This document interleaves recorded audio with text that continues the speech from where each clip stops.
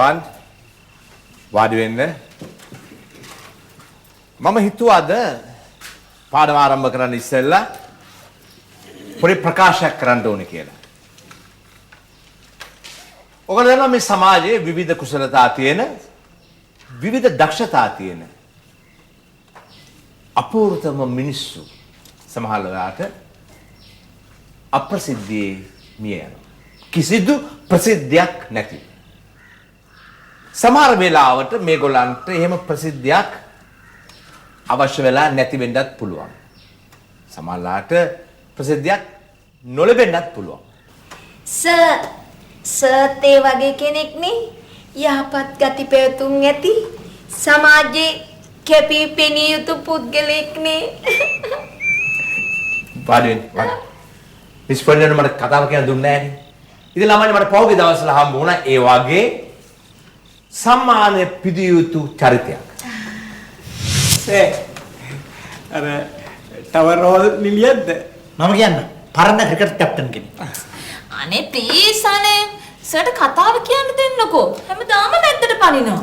බලපල්ලකෝ මෙයා ෆෝම් වෙලා තියෙනවා. එහෙම තමයි. හැමදාම එක්කම විදියට ඉන්න බෑ.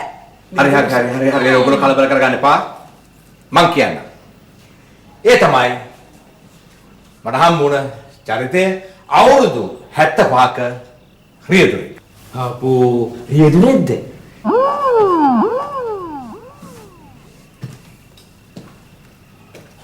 පාලිත ඇයි අපෝ රියදුරෙක්ද කිව්වේ?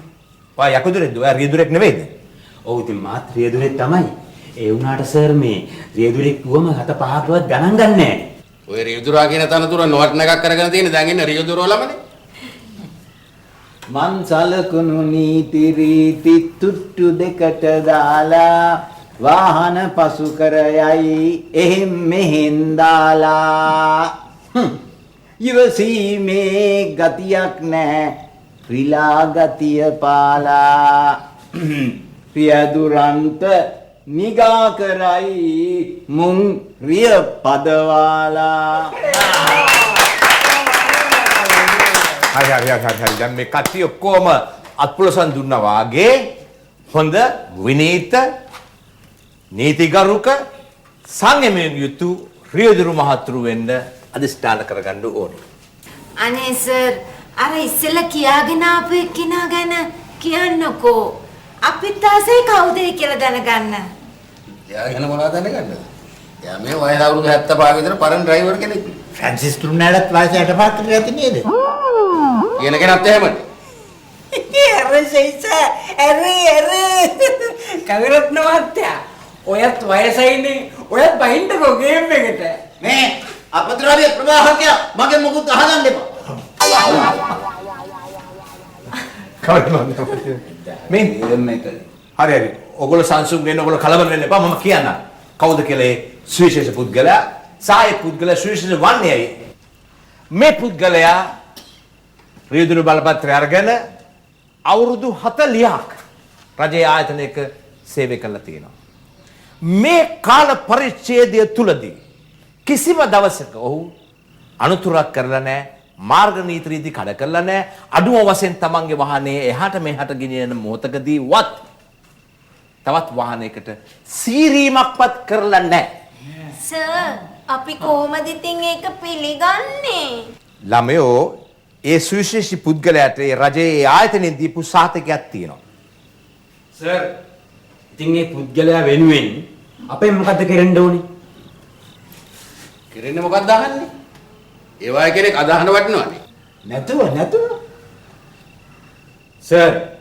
සර්ට හොඳටම විශ්වාසද ඔය සර් කියන පුද්ගලයා පොඩි දෙයකටවත් දඩකොලයක් ලියාගෙන නැහැයි කියලා. පාලිත මම කිසිම දවසක කිසිම දෙයක් කියන්නේ නැහැ පදනමක් නැතුව.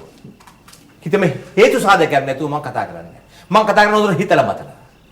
ඒ නිසා මම මේ පුද්ගලයාට කොහෙ එන්න කියලා අපේ පන්තියට අපි ඔක්කොම එකතු වෙලා සාකච්ඡාවක් කරන්න. ඒක නම් හොඳයි සර්. අපිටත් ඒ අංකලගෙන් ඉගෙන ගන්න ගොඩාක් දේවල් තියෙයි. එච්චර විතරක් නෙවෙයි මම තීරණය කළා ඒ සුවිශේෂී පුද්ගලයාට පුංචි සම්මානයක් දෙන්න. ඒ නිසා මම පත්‍ර වාර්තාකාරයෙකුට එන්න කිව්වා. ඒ සිද්ධිය ෆොටෝ එකක් අරගෙන පත්‍රේ දාන්න. නියමයි. එතකොට සර්ගේ පන්තියේ ශිෂ්‍ය ශිෂ්‍යාව ගොඩාක් වැඩි වෙයි. සර්ගේ මල්ලාකාරේ. සර් එතකොට අද පාඩම කරන්නේ නැද්ද? කරනවා මොකද නැත්තේ? අද උඟක් පදක් වුණා.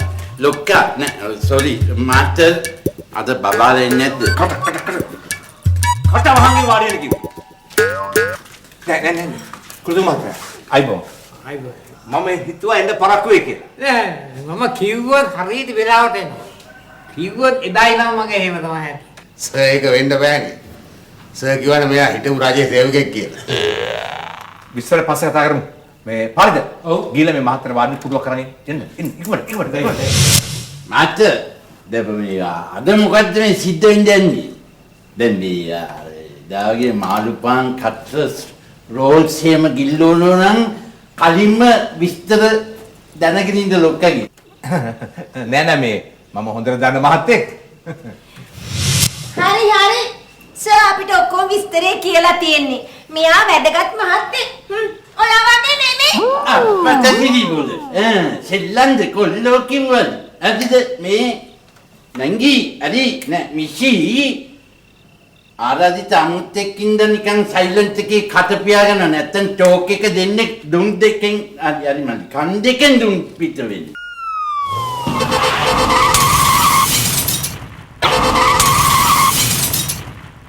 හොඳයි. මම කලිනුත් විස්තර කිව්වා. ඒත් මම යලිත් වරක් මතක් කරන්න ඕනේ මේ මහත්මයා ගැන. මේ මහත්මයා අවුරුදු 52කට ඉස්සෙල්ලා තමන්ගේ රීදුරු බලපත්‍රය අරගත්තත් කිසිම දවසක ඒ කාල පරිච්ඡේදය ඇතුළත කිසිම වාහනයකට අනුතුරක් කරලා නැහැ. තමන්ගේ වාහනයට අනුතුරක් කරගෙන නැහැ. මගේ මනුස්ස ජීවිතයේ පමණක් නෙවෙයි. හරකෙක් බල්ලෙක් බූරෙක් ගොනෙක් මීමෙක් අලියෙක් තෙල් කුඹියෙක් උතුරා. මගෙන් කිසිම දෙයක් සිදු වෙලා නැහැ.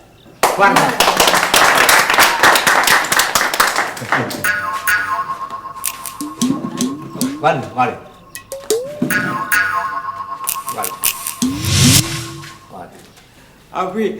අපි මෙච්චර හිමින් ගිහිල්ලා මාසෙකට සැරයක් දෙකක් හරිවත් අපි අතින් පාරේ මුකුත් හරි අකරතැබ්බයක් කරගන්නවා. මේක නම් අප්පා දේව හාස්කමක්ද කොහෙද? ආරිට ඔබතුමා සක්ක ද්‍රේවේන්ද්‍රයාගේ රතාචාර්යවරයා වන මාතලේ දිව්‍ය පුත්‍රයාගේ පුනරුත්පත්තියක් වෙන්නත් පුළුවන්. ඒක වෙන්න බෑ. මොකද සුරාසුර යුද්ධ වෙලාවෙත් සක්‍රදේයන්ගේ අස්කරත්තේ ගහ ගැහැප්පිලා කුරුළු කූඩක් බිම වැටුණා. මෙතුමා තින් එහෙම දෙයක්වත් වෙලා නැහැ. මේ මචං ඔය සිද්ධි වුණේ එලිබන් පාස් වලද? මොන දෙද්දි? අර යුද්ධෙදී කුකුල් කූඩුවක්ද මොකද කූඩුවක් කඩා ගන්නවා. ඒක උනේ දිව්‍ය ලෝකේ. මේ පටලවාගෙන කෑ ගන්නවා. රුකියන් දෙපා ලොක්කා ස්කූල් හයරට දුවන මිනිස්සු කොහොමද දිව්‍ය ලෝක ගැන දන්නේ? ප්‍රැන්සිස් ලොක්කා මේ ටියුටර් අය ඉන්නව නේද? පොතක් කියන එකක් ජීවිතේට දැකලා නැහැ. ඉතින් එයා කියන දේ සාධාරණයි. හොඳයි. දැන් අපි කවුරුත් පාඩමට යමු. ඒ පාඩම කරන අතර වාරයේදී අපේ මේ සුවිශේෂ අමුත්තාගේ අත්දැකීම් සුවිශේෂ අමුත්තාට අපිට කියන්න තියෙන යම් පණිවිඩ තියෙනවා නම් ඒවත් අපි පාඩම කරගෙන යන අතරතුරේදීම විමසලා බලමු. හොඳයි. මට කියන්න බලන්න කවුරු කෙනෙක් චෝලි කියන්න වාහනයක් ලිස්සා යාමේ අවස්ථා දෙක. සර් මේ වැස්සටයි තව මේ සර් කෙහෙලේ දැම්මහම පාර ඉස්සනවා. කෙහෙල්ලේදී කෙහෙල් මල නෙවෙයි මම කියන්නම් අවස්ථා දෙක වාඩි වෙන්න. දැන් හොඳට අහගන්න. වාහනයක ත්‍රිංග තද කරනකොට කියන්නේ බ්‍රේක් ගන්නකොට ඊළඟට වාහනයක් ගමන් කරන දිශාව වෙනස් කරනවා. දැන් කියන බාන ෂෙරින් කියන්නේ මොකක්ද මේ වාහනයක දිශාව වෙනස් කරනවා කියන්නේ? ඔව්.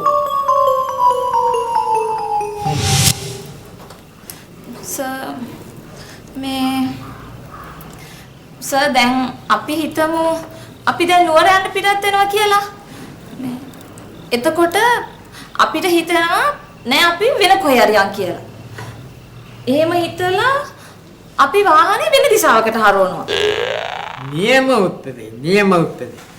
සමාවෙන්න මහත්මයා මට හැඟී යන්නේ ඕකේ ඔයිට වඩා සංගුණ අර්ථයක් තිබෙන බවයි. මට දිශාව මාරු කරනවා කියන්නේ මේ දැන් දේශපාලන පක්ෂයකින් තව පක්ෂයකට මාරු දාන. හරි. ඒකත් නියම උත්තරේ. කුලතුංග මහත්තයා එතකොට ඔය කියාපු උත්තර දෙකම හරිද? පිස්සුද? ඒවා කොහෙද හරි උත්තර වෙන්නේ? එහෙනම් දැන් කිව්වේ නියම උත්තරේ කියලා. මේ කරුණාකරලා සියලු දෙනාම අහගන්න හොඳට. දැන් ඕගොල්ලෝ මේ වගේ විලම්භීත උත්තර දෙනකොට කුලතුංග මහත්තයයි මේ උගන්වලා තියෙන කැත මේ ළමයිට එමෙයිද? දැන් හොඳට අහගන්න. වාහනයක ගමන් දිශාව වෙනස් කරනවා කියන්නේ වාහනයක් යන දිශාවෙන් ආපහු වෙන දිශාවකට හරවනවා කියන එක බොහොම සරල දෙයක්. හැබැයි මේ හැරවීමේදී එහෙම නැත්නම් වාහනයක් තවත් වාහනයක් ඉස්සර කරන්න ගිහිල්ලා හැරවීමේදී ලිස්සා යාමේ අවදානමක් තියෙනවා. රෝද කැපෙනකොට ලිස්සා යාමේ අවදානමක් තියෙනවා. සහතිකයට එහෙම වෙන්නේ විශේෂයෙන් වේගයෙන් යන. මේ කුලතුංග අංකල් අතනොත් එහෙම ලිසලා ගිහින් තියෙනවද? ආපුයි නෑ. මේ මමත් එහෙම ඉස්සලා යන්නේ නැහැ. දැන් කුලතුංග මහත්මයාත් මේ පන්තිල සහභාගී වෙන්න පුළුවන් අපේ සාකච්ඡාවල සම්බන්ධ වෙන්න පුළුවන්. කුලතුංග මහත්මයාත් කියන්නකෝ ඒ වගේ ලිස්සා යෑමේ අවස්ථා ගැන. මහත්මයා වේගෙන් යන වාහනයක් හරව ගන්නවා කියන්නේ බලාත්කාරකමක් කිරීමයි. ඉකේයා. ඉන්නකෝ කියනකම් දැන් වාහනයක් වේගයෙන් යනකොට ඉදිරියට යනකොට ඒක දකුණට හරවනවා කියන්නේ බලාත්කාරකමෙන් ළඟට ගැනීමයි. එතකොට යක් බලය තියෙන්නේ ඉදිරියට. අපි කොච්චර වැරදාලා නම්බාලනේ ළඟට ගන්න හැදුවත් හරියන්නේ නැහැ. වේගය දෙන්නේ ඉස්සරහට. ඔව්. දැන් බැලුනේ ඒ වගේම තමයි. ඒ වේගය ඉස්සරහට තියෙන නිසා සිදුවෙන ක්‍රියාදාමය තමයි ඉදිරියටම ඇදිලා යනවා. මේ ඉදිරියට ඇදිලා යෑම යම් තරමකින් හරි පාලනය කරන්න පුළුවන් වන්නේ වාහනේ දුනු ඊතල කොයිද මොනසෝ වාහනේ බාඩි වාහනේ දුනු පද්ධතියෙන් සා ටයර් වලින්. හැබැයි ටයර් යම් ප්‍රමාණයකට හරි ගෙවිලා තිබෙනවා නම් මහා මාර්ගයේ ලිස්සන සුළු නම් මහා මාර්ගයේ මඩ සහිත නම් මොකද වාහනයට වෙන්නේ?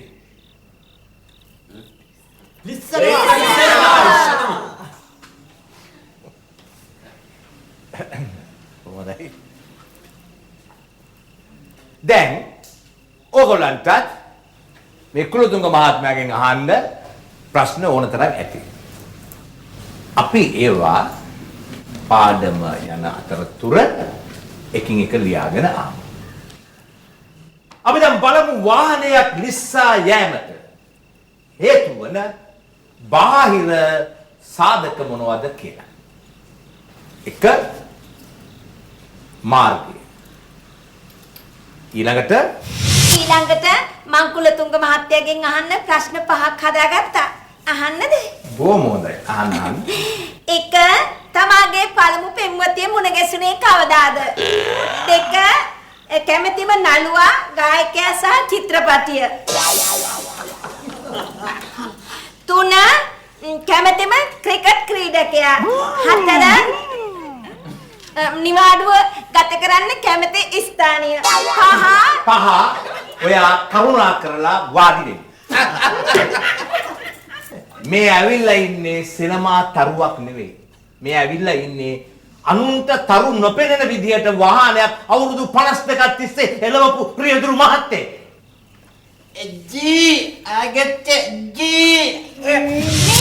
ඔය කට හදන ඉන්න පන්නේ නැතෝ. ඒක සර්ගේ මගේ අතරේ තියෙන ප්‍රශ්නයක්.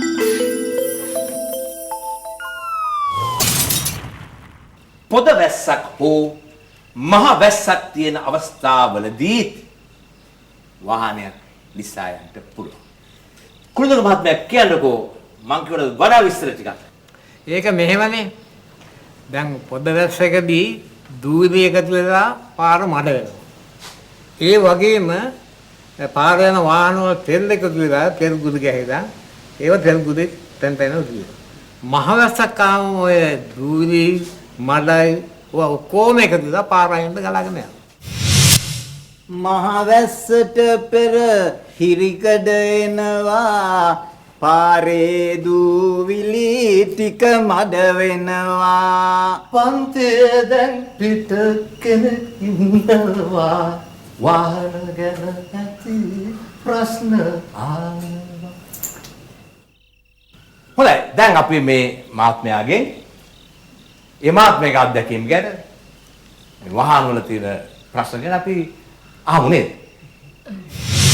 ඒකෝ එයා අපිලට කියලා දෙන්නේ නෑනේ යා මෙච්චර කාලයක් ඇක්සිඩන්ට් නොවි වාහන එළවපු රහිස. හෙක්ටර් අපි ඒක පන්ති ඉවර වෙලා අර සම්මානෙ දෙන වෙලාවේ එවෙලට අපි ආවා. තේරුණාද? එතකන් හෙක්ටර්ට මේ වාහන එළවීමේදී මහා මාර්ගයේ යෑමේදී තියෙන පොදු ප්‍රශ්න හා ගැටලු තියෙනවා. ඒ වහන. මට නම් වාහන එළවනකොට තියෙන මූලික ගැටලුව තමයි මේ අපේ මිනිස්සු කිසි ඉවත් බවක් නැතුව මේ කුණු තන හැමතැනම වීසි කරන එක. දැන් බලන්න මාත්‍යා දැන් සමහර නෝනලා මාතුරු හොඳට සෙන් පවුඩර් දාලා ටයිබයි දාලා එළියට බැලලා යනවා. නමුත් ඒ එන්නකොට අර කුණු ටික බේක් එකක දාලා කුණු ට්‍රැක්ටරේට බාර දෙන්නේ නැහනේ. හැමතැනම වීසි කරලා දානවා. ගන්ධසාරනේ. අයියෝ ඒව මාර්ග නීති වලට අදාළ නෑනේ. ඒක ඩිසිප්ලින් ප්‍රශ්නයක්. හානේ ශිරින් ඔයා නම් මාරයනේ. ඔයා ගෑනු කෙනෙක් වුණාට ට්‍රැක්ටර් වල කෑලිත් දන්නව නේද? මොකද්ද ට්‍රැක්ටර් වල කෑලි කිව්වේ? ඇයි දැන් ඔයා අර ඩිස්ප්ලින්ද මොකක්ද එකක් කිව්වේ? අයියෝ මේ චෝලි නංගි ඔය හින්දි ඉගෙන ගන්න වෙලාවේ ඉංග්‍රීසි ටිකක් ඉගෙන ගන්නකෝ. මේ ඔයාට ඒකේ වැඩක් නැහැනේ. ඒකේ ඒ නංගි බලාගනි. ඔයා කරපන් ඉන්නකෝ.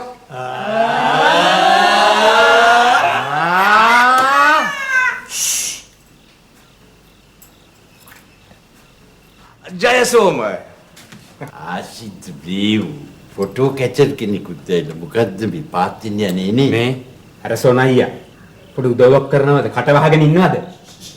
ඉස්සද්ද වෙන්න දැන් මේ අපේ පත්‍ර වාර්තාකාර මලිත් ඇවිල්ලා ඉන්නවා.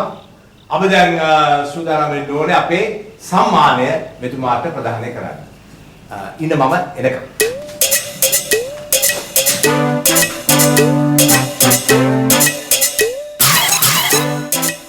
ඇත්තටම මේ මෙච්චර කාලයක් සුළු හීරීමක්වත් නැතුව මේ වාහනයක් කෙලවුවයි කියන එක හරි පුදුමයි නේද? ඒක තමයි. වෙන කෙනෙක් නම් වපරේකවත් මොකරි යන ගන්නවනේ.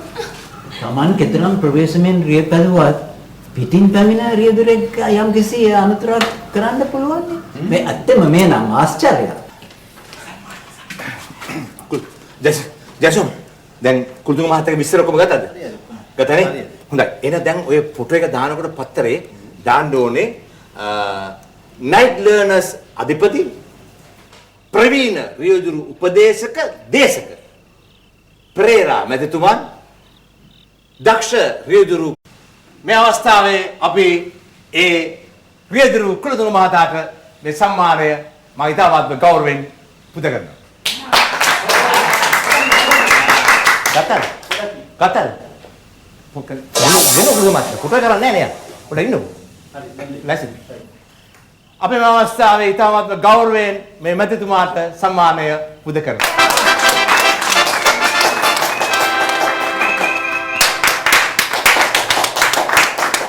මේ අවස්ථාව ඇත්ත වශයෙන්ම ඉතාම සොද්දායක අවස්ථාවක්. මේ පෙර මහත්මයා වගේ මහත්යෙක් මං වගේ රියදුරෙකුට මේ වගේ සම්මානයක් ලබා දීම ඉතාම ප්‍රශංසනීයයි. ඒ වගේම මම කියන්න ඕනේ මේක මගේ දක්ෂතාවයක්ද කරන දෙයක් නෙමෙයි. අවුරුදු 50ක් විතර මම මේ රියදුරු පත්‍රයේ අරගෙන කිසිම අනතුරකට මම භාජනය වෙන්නේ නැහැ, කිසිම දෙයක් සිද්ධ වුණේ නැහැ මගේ. මේක මගේ දක්ෂතාවයක් නෙවෙයි. මගේ සේවා ස්ථානයේ දුර්වලකමක් නිසා මේ සිද්ධ වුණේ. කියන්න කනගාටුයි. අවුරුදු 50ක් විතර මම මේ රියදුරු පත්‍රය අරගෙන බලපත්‍රය අරගෙන ඉතින් මට කවදාවත් වාහනයක් එදවන්න ලැබුණේ නැහැ. ඒක සේවා ස්ථානයේ අධිරේක්ෂක නිසා දුර්වලකම නිසා වාහන නැතිකම නිසා මේ දේ සිද්ධ වුණා. මේකයි මගේ අතින් අනුතුරු නොවෙන්න හේතු රහස.